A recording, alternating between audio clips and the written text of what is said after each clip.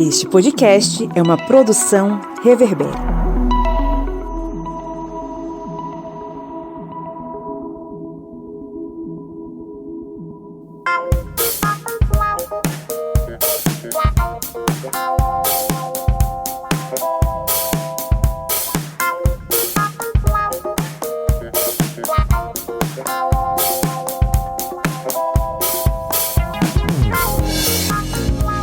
Olá, historiantes! Sejam bem-vindos mais uma vez para a Minipédia. Tá entrando no ar mais uma vez o seu programete com conteúdo histórico expresso que cabe num cafezinho, cabe no seu bolso, porque é um podcast, e cabe no seu coração, porque o historiante é essa mãe que te abraça e que te recebe com todo o carinho. Eu sou o Pablo Magalhães e você já sabe que eu estou aqui acompanhado do senhor Kleber Roberto. E aí, pessoal, no meio aqui de uma super gambiarra de fios aqui, conectores, para gravar essa minipédia. Missão, hoje Kleber tá tipo Missão Impossível, né? Tá tipo... Nem MacGyver. Especial. Quem não nasceu nos anos 80, Kleber, não conhece MacGyver. Mas tem que conhecer. Então, MacGyver era um cara que fazia uma bomba a partir de um chiclete e uma cola tenaz. E uma cola tenaz, por aí, uma bomba atômica. Também está aqui presente ela, que amanhã volta ao batente, às 5 da manhã, depois de tomar um café reforçado, Joyce Oliveira. E aí, historiantes, na conexão São Luís, Rosário São Simão, de volta. Como é, rapaz? Rosário São Simão? É porque eu moro em São Luís, trabalho em Rosário, que fica a 65 quilômetros, região metropolitana, e trabalho no povoado de Rosário, chamado São Simão, e gosto demais da minha comunidade. É isso aí. Pra quem não entende, isso é vida de professor, tá? Professor é assim mesmo, eu já fui muito professor trecheiro também, e é sempre um prazer maravilhoso. Mas Joyce não queria que... Joyce é tipo, afasta de mim esse cálice amanhã, né? Ou não? Pois é, tem toda uma programação para eu chegar na hora certa. Sair na hora certa para chegar na hora certa. Pois é, estamos aqui hoje reunidos com muita alegria para tratar sobre mais um assunto, e esse assunto é fundamental e muito importante para a história do Brasil. A gente está aqui comemorando os 100 anos da Semana de Arte Moderna. É um assunto muito importante, não apenas para a história do Brasil, mas também para as artes, né? Porque é um momento de vanguarda, é um momento onde as pessoas experimentaram novos formatos, novas ideias e receberam, obviamente, críticas bastante pesadas. Joyce Oliveira, se você pudesse aí definir os pontos principais sobre esse assunto, quais seriam? A gente tem que pensar, né, em um panorama que ele envolve tanto aspectos da concepção de arte, que era eurocêntrica, apresentada no que a gente chama dentro da literatura de formas fixas, né? Quem gosta aqui de literatura vai entender o que eu estou dizendo, depois eu vou explicar melhor. Como é que surgem esses questionamentos, quem são os sujeitos envolvidos, né, nesse processo de pensar uma arte que é brasileira,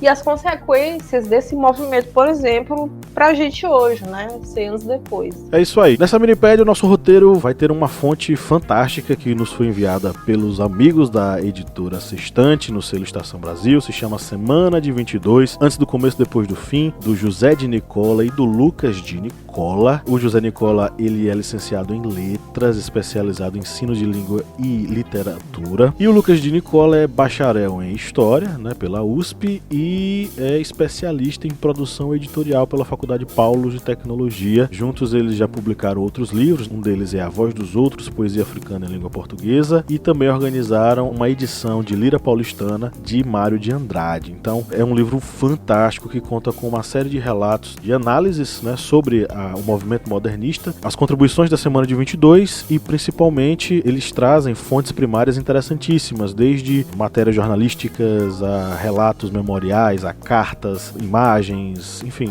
é um corpo documental bem rico que eles oferecem aqui e que, com muita felicidade, nós recebemos dos amigos da editora Sextante. Um abraço a todos vocês, e lembrando, para quem é apoiador, esse livro será sorteado entre os apoiadores, então se você está nos ouvindo, não é apoiador, corre lá no apoia.se/historiante, faça o seu apoio a partir de R$4 mensais e participe do nosso sorteio mensal de livros, do nosso conteúdo exclusivo que você vai receber, podcasts, vídeos, aulas, além dos nossos mini cursos exclusivaços com certificado para você. Então, vamos lá para nossa pauta, que o assunto é recheado de conteúdo.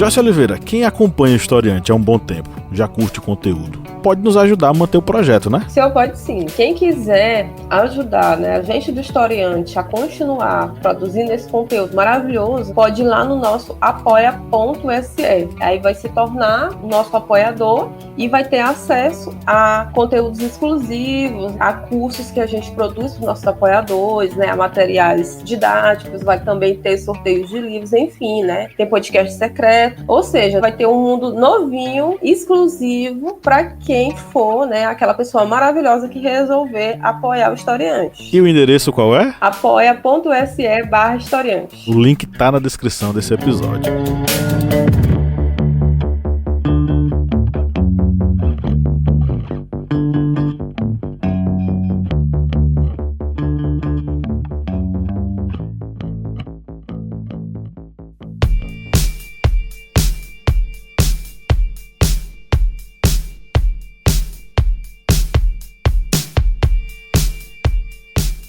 De diversas perspectivas, a gente pode dizer que a Semana de Arte Moderna ela foi fundamental porque ela surgiu como divisor de águas. Então, entre os dias 11 e 18 de fevereiro, lá no Teatro Municipal, aconteceu essa semana, principalmente nos dias 13, 15 e 17, que aí vão acontecer, de fato, as principais apresentações, os principais dias e aqueles que se tornarão memoráveis para a história da Semana de Arte Moderna. A Semana de Arte Moderna, como eu falei, foi um divisor de águas e simbolizou ali uma ruptura fundamental entre aquilo que era praticado e tido como certo, vigorava inclusive aquela perspectiva parnasiana. O parnasianismo era aquela escola literária, o poética, que não estava muito preocupada com a emoção, mas sim com a métrica, com a organização e disposição dos versos de modo em que eles fossem simetricamente bem aceitos e bem vistos, mas não necessariamente preocupados com a emoção que uma poesia, por exemplo, poderia passar. Do mesmo modo, a pintura ainda estava muito arraigada com a ideia do realismo ou naturalismo, aquelas formas fixas, como a Joyce já falou. Nesse momento, a Semana de Arte Moderna vai juntar várias pessoas que vão pensar a arte de forma diferente, principalmente essa questão da simetria. E eu vou colocar aqui um ponto que eu acho que é talvez bastante expressivo: a ideia da beleza. A arte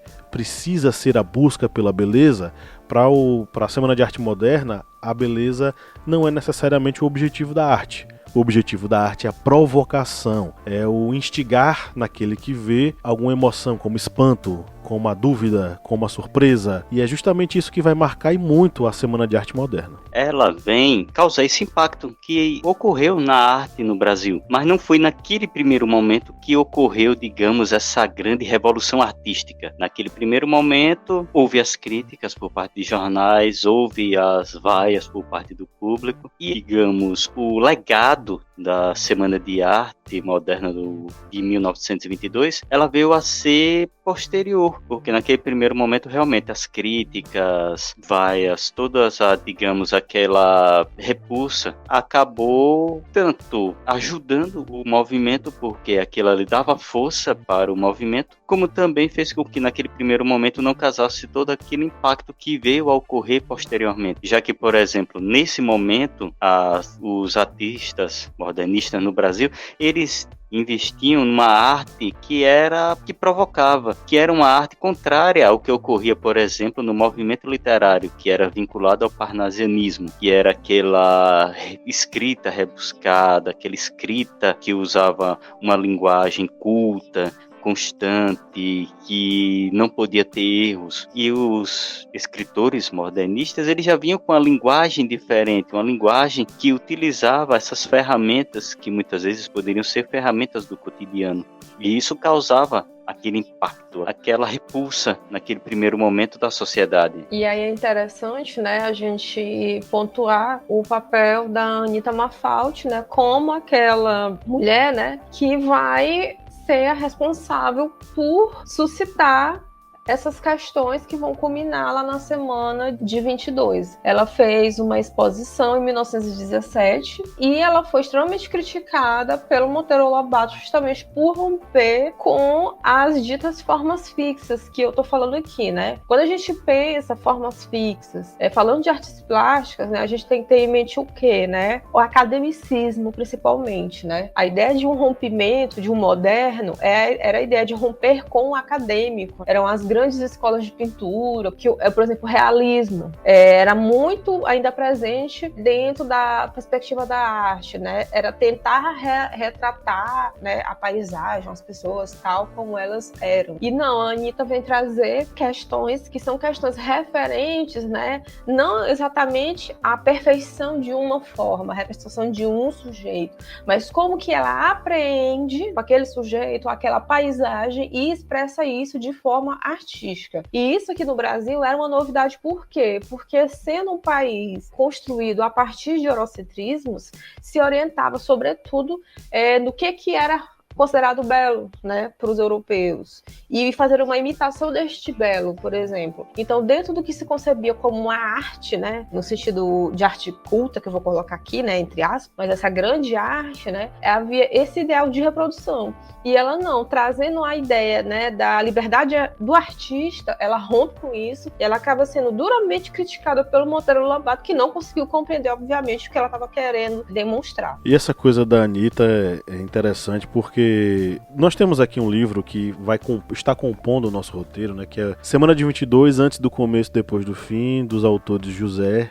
e Lucas de Nicola, em que eles fazem uma análise bastante interessante sobre o processo da construção da Semana de Arte Moderna, mas não necessariamente apenas a semana, mas tudo aquilo que vinha antes, durante e depois da Semana de Arte Moderna. Inclusive o livro foi enviado pelos nossos parceiros da editora Sextante no selo Estação Brasil. Muito obrigado aí aos nossos parceiros. E eles trazem aqui, baseados aí em artigos de jornais, um corpo documental bastante rico de fontes escritas, cartas, enfim, aonde eles analisam esse processo. E a exposição da Anitta Malfatti em 1917 é fundamental porque, segundo eles, sem a exposição de Anitta Malfatti e a coragem que ela teve de ser pioneira e trazer uma arte diferente de tudo aquilo que era praticado no Brasil, e sem a crítica do Monteiro Lobato, que foi pesada sobre ela, nós não teríamos a Semana de Arte Moderna, nós não teríamos a tomada de posição dos artistas em torno da Anitta na criação da Semana de Arte Moderna. Eles chegam à conclusão aqui, inclusive, tem um capítulo chamado Paranoia ou Mistificação, que é justamente o título do texto que Monteiro Lobato lançou criticando a Anitta Malfatti. Ele critica ela, mas principalmente ele critica o modernismo, que ele chama de futurismo europeu. Ele é avesso às influências das correntes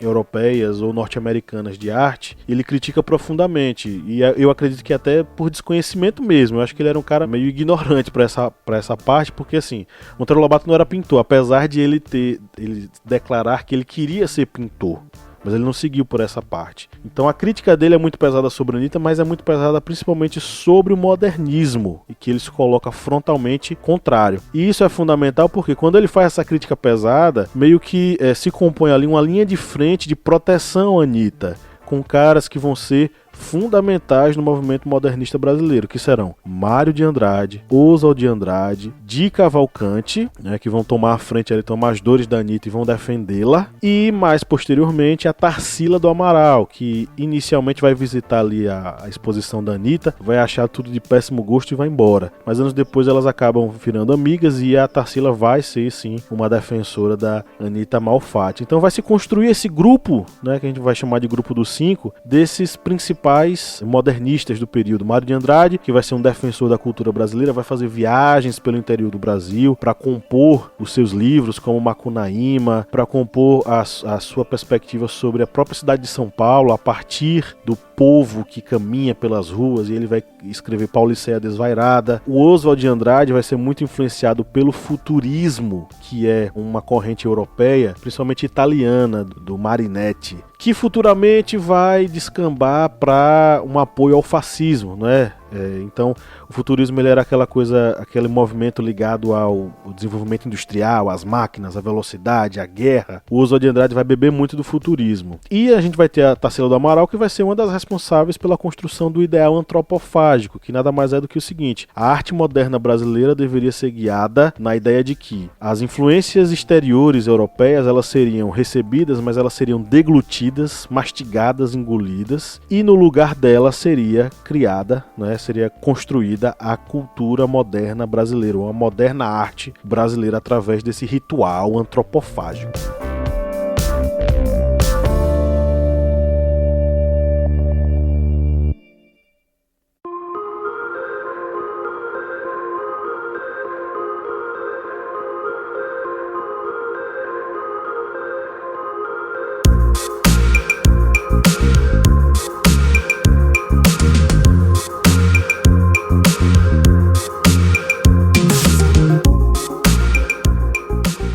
A gente lembra também que para ocorrer a Semana de Arte Moderna precisava alguém para fazer, digamos, o financiamento, alguém para auxiliar, ser o mecenas do evento. E o mecenas do evento, ele é Paulo Prado, um agricultor que ele faz parte daquela elite agrária, só que ele vê dentro dessa elite um desenvolvimento principalmente de jovens que estão vindo da Europa, de novas formas de arte. E ele, sendo um mecenas dessa parte artística, ele se torna um dos financiadores da Semana de Arte. Mas não dependia apenas de um investimento que fosse um investimento, digamos, financeiro. Precisava também ter aquele respaldo político da época. Vamos lembrar aí que estamos falando da década de 1920, que ainda existia aquele grande peso das oligarquias, digamos, dos meandros políticos para a realização de um evento desse porte. E ele consegue também o auxílio de Graça Aranha,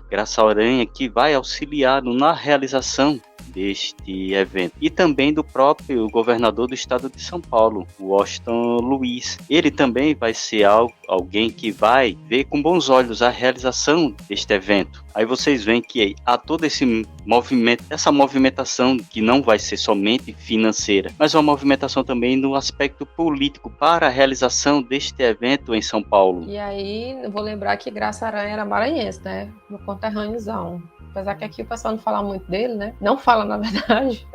Mas ele é daqui, né? Então ele tem esse papel, né, enquanto diplomata, de fazer esse momento de abertura para poder dar um respaldo, né? E depois desse momento, né, esses modernistas, como a gente conhece, mas na época, às vezes eles eram chamados de futuristas também, eles vão lançar uma revista, que é a revista Claxon, que é a Claxon, o mensário de arte moderna, que foi, né, o fruto, ou seja, um dos subprodutos da Semana de Arte Moderna. E aí a ideia da Claxon era justamente produzir uma ressonância, né? Essa referência de Claxon tem a ver com buzinas de automóveis, que era uma coisa nova, né? Enfim, essa ideia de coisa que se move, progresso, rompimento com o passado, vanguarda. Então, essa revista ela tem um papel de apresentar quais são esses princípios do modernismo, e ela era financiada justamente por esses próprios modernistas. Quando eles não tiveram mais o interesse, né, de fazer a publicação da revista, ela deixou de circular. Ela teve 9 números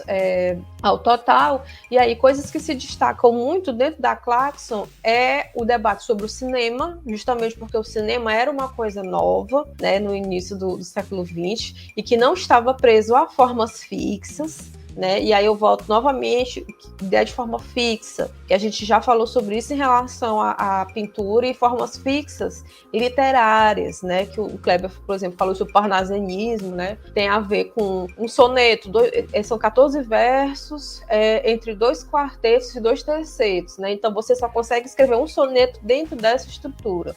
E o cinema, como era algo extremamente novo, ele não estava preso nem à concepção fixa de o que é uma imagem, nem do que é uma linguagem, né, de texto, né, uma linguagem que é uma linguagem falada. Havia também poemas que eram poemas estrangeiros, né, italianos, franceses, espanhóis, obviamente em seus idiomas originais, e a Claxon trazia também muita publicidade fora de um molde que era o molde do início do século XX, né? Eles traziam a publicidade, por exemplo, parecido um pouco com o que a gente concebe hoje, né? Que são anúncios. Eu vou fazer essa ressalva que esse modelo de fazer, né, é esse anúncio. Aí eu vou até usar aqui uma citação do texto, deixa eu só ver aqui, o Leonardo Ferreira, né, do texto Claxon, Modernismo e Cinema em Revista, que a gente utilizou como fonte de pesquisa. O que é que ele vai dizer, né? Que em um anúncio fictício de Pantosopo e Paterômino e Cia, era uma empresa fictícia que produzia sonetos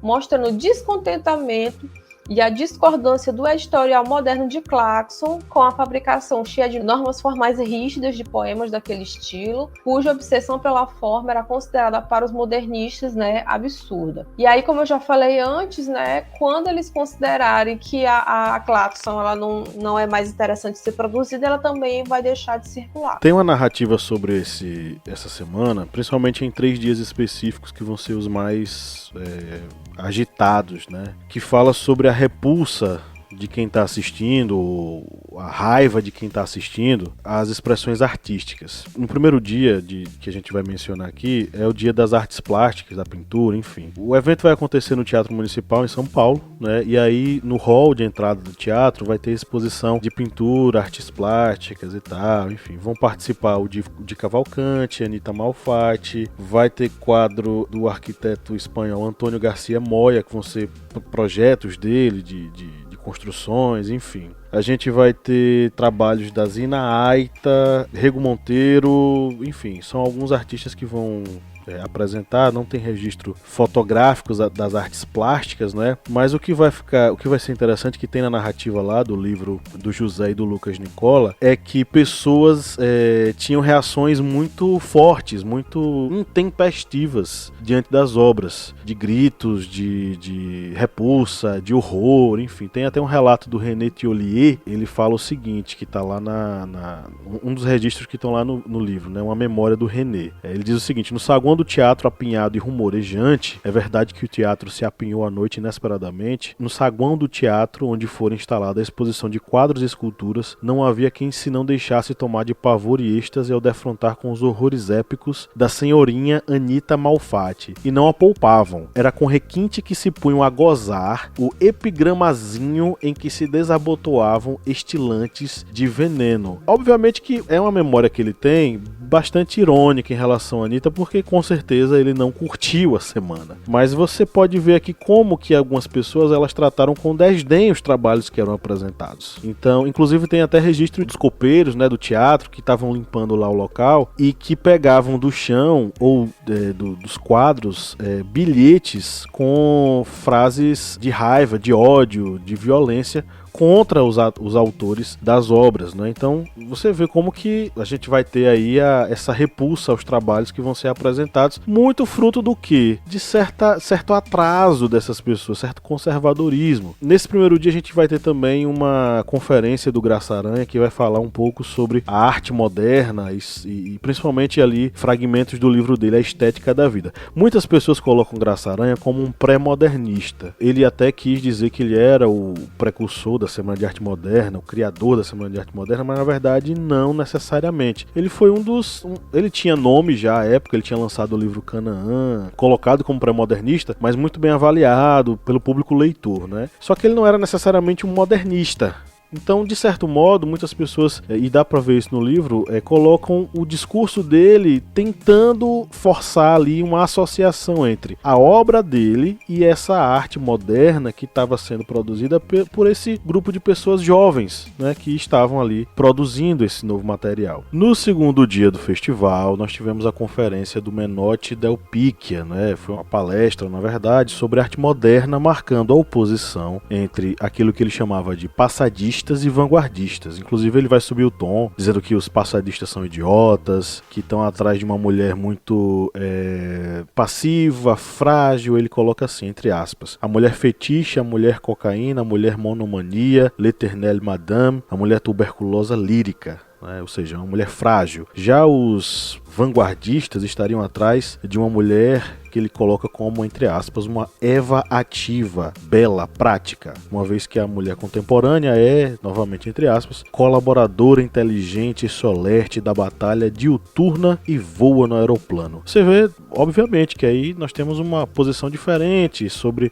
o papel feminino nesse novo momento que eles vão colocar. Obviamente, né, nas palavras de um homem, né, é o Menotti Del Pica quem está falando. E aí ele vai chamar alguns poetas para dar um exemplo sobre esse assunto. Tem um relato do Oswald de Andrade que está presente lá no livro Semana de 22, o Oswald vai falar o seguinte sobre essa apresentação. Ele vai dizer: eu levara comigo umas laudas contendo uma página evocativa dos condenados, que nada tinha de excessivamente moderno ou revolucionário. Menotti vai chamá-los, né? E ele vai falar o seguinte: apenas Menotti se sentou e eu me levantei e o teatro estrugiu uma vaia irracional e infrene, antes mesmo de eu pronunciar uma só palavra. Esperei de pé, calmo, sorrindo como pude, que o barulho serenasse. Depois de alguns minutos isso se deu. Abri a boca então, ia começar a ler, mas nova pateada se elevou, imensa, proibitiva. Nova e calma espera, novo apaziguamento, então pude começar. Devia ter lido baixo e comovido. O que me interessava era representar o meu papel, acabar depressa, sair se possível. No fim, quando me sentei e me sucedeu Mário de Andrade, a vaia estrondou de novo. Mário, com aquela santidade que às vezes o marcava, gritou: assim não recito mais. Houve grossas risadas, mas o teatro vai vir abaixo mesmo quando o Ronald de Carvalho vai ler os Sapos, do Manuel Bandeira. Quando ele começa a ler,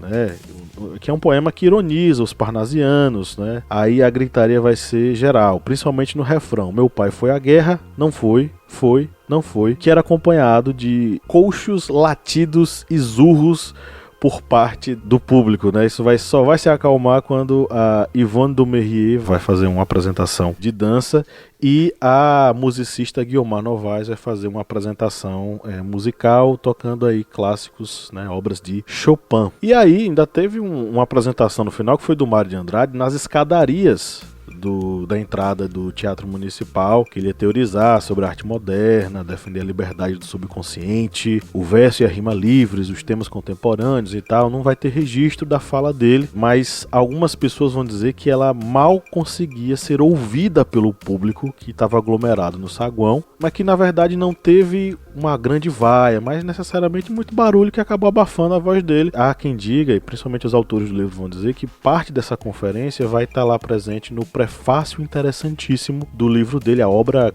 máxima do Mário de Andrade, Paulicéia Desvairada, ao lado, obviamente, de Macunaíma. No último dia, a gente vai ter a apresentação do Villa-Lobos. Heitor Villa-Lobos, ele já era um músico muito respeitado no Rio de Janeiro. Inclusive, ele vai ser o único músico da semana que vai receber para participar da semana, porque segundo ele não existia essa coisa de tocar sem receber, né? Ele queria receber pelo seu talento. E ele vai comparecer, só que ele vai chegar lá com um problema no pé. O pé dele vai estar com calo, vai estar inchado, vai estar incômodo, e ele vai subir ao palco com esse pé numa chinela. Um pé numa chinela e outro pé no sapato. O público vai entender que aquilo ali vai ser uma espécie de provocação aos músicos clássicos e tal, até porque o Villa-Lobos ele era um compositor que misturava as influências brasileiras, os sons do dia a dia, do cotidiano do povo, à composição clássica, não é? Quando ele chega lá com esse pé numa chinela, outro pé num sapato e usando um guarda-chuva como uma espécie de muleta, aí a vaia vai chegar e o pessoal vai ser uma chuva de vaia para o Villa-Lobos, que no final das contas vai conseguir se apresentar, apesar desse mal entendido, e vai ser uma noite bastante interessante. Então não foi necessariamente a inovação da semana moderna, então nem ele queria fazer isso, foi a necessidade, ele estava doente e precisava disso. Mas é só para você ver como esse conservadorismo ele era tão pesado, mas tão pesado que ele meio que engoliu aqueles jovens artistas que estavam tentando propor algo novo, uma arte, uma perspectiva artística nova para o Brasil.